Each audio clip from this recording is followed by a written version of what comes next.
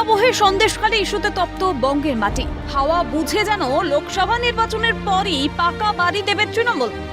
এমনই প্রলোভন দেখিয়ে মমতা বন্দ্যোপাধ্যায়ের ছবি এবং তৃণমূলের প্রতীক চিহ্ন সহ হ্যান্ডবিল বাড়ি বাড়ি বিলির অভিযোগ তৃণমূলের বিরুদ্ধে।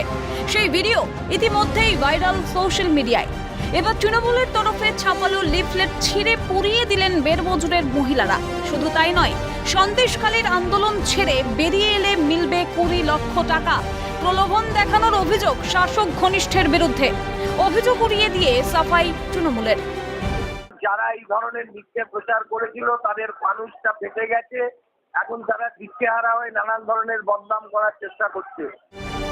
অভিযোগ সামনে আসতেই যেন পালে হাওয়া বিরোধীদের। চোরের মায়ের বড় গলা। তৃণমূলকে নিশানা করে কটাক্ষ বিজেপি রাজ্য সভাপতি সুকান্ত মজুমদারের।